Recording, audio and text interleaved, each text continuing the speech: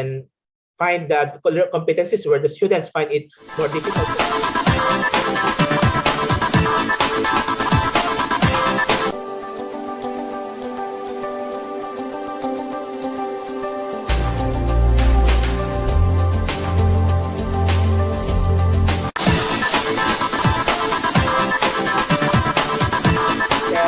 And then maybe in your current lesson, no, for this current school year, you need to increase the instructional time because that's where students find it more difficult, those competencies that they find it more difficult to attain or demonstrate. Okay, so option A is the best answer. Let's see. Okay, this is a very good result, no? More than 3/4, okay, of the teachers who answered the inventory actually got the answer correctly, no? Interestingly, there are many teachers now who actually also answered option C. As mentioned, option C is not really a good option, no, because if the students have already find it difficult to actually learn or develop the competency in the previous school year, no, and then you will even complicate your instruction by making use of complex teaching methods, that might actually worsen, no, their performance, their learning, rather than improve it, no, because it's not about complexity of teaching methods, no, maybe diversity, variety of teaching methods, innovative teaching methods, no, but they don't need to be complex, no. Innovation or innovative is not necessarily synonymous with complex. Okay, so maybe innovative teaching methods, but not complex methods.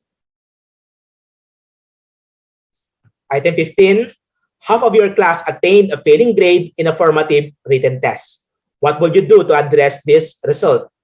A, give a retest to those who failed in the formative test using the same test.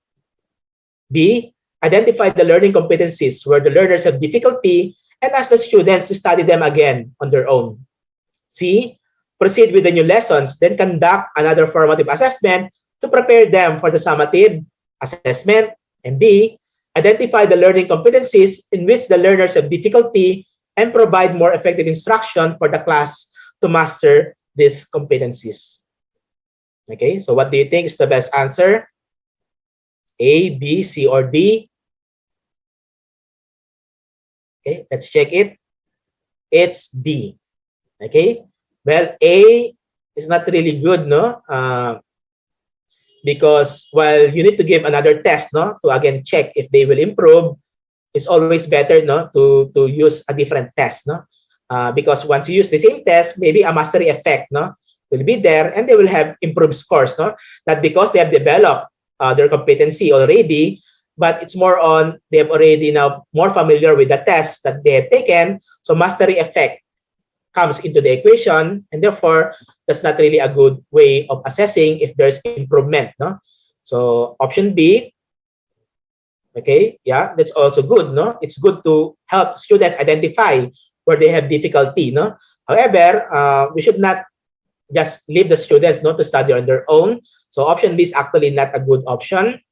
Option C, proceed with new lessons. It's a big no, no. We should not move, no? That's the purpose of formative assessment, so that it will inform us how we move along in the instructional process, no?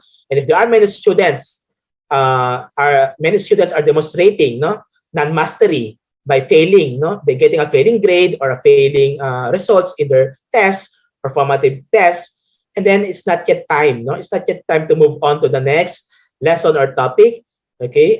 Especially if half of them did not actually show mastery. Okay, so that's a big problem if you will move on to the next topic. And how of the class not even are having problems, no, with the previous competency or topic? So in that case, option D is the best. We want to help them identify which competencies they are having difficulty and provide them, no, additional instruction, more effective instruction for them to master these competencies. And once they are able to master, or at least majority, no, 90%, maybe, you know, of the students in the class are able to demonstrate mastery, then that's the time that we can move on to the new topic or the new lesson.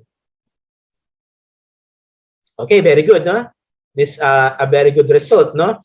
94%, this is the highest so far, no? 94%, no, almost all of our teacher respondents actually got the correct answer. Okay, so this is a good result. So that means that when it comes to identifying, no, or making sense of the results of a formative assessment, then many or most of our teachers are actually able to identify, no, what needs to be done to make use of the formative assessment results. So this is actually a good result. So it means that the item is easy, but it also means that our teachers, no, have this particular understanding, no, when it comes to this particular competency. Okay, item 16. The results of the students' assessments showed that students can be grouped into two. Group 1 students can already successfully perform the target skill without assistance. Group 2 students, however, cannot perform the target skill yet, but they already have some prerequisite knowledge about it. So basically, the group 1 is the more able group, and group 2 is the less able group, at least in terms of the competency that was assessed. How can you effectively use these assessment interpretations to help each group of students? Okay, so we have 4 options, and the best option actually is option C, no, that's the best answer. No? We need to give feedback to both groups. That's the idea. No? Of course, the feedbacks will be different because they have different assessment status, no? Performance status, or ability, no, at present. So the feedback will be different, but we need to provide feedback, no, to both groups, not only to the group 2 groups.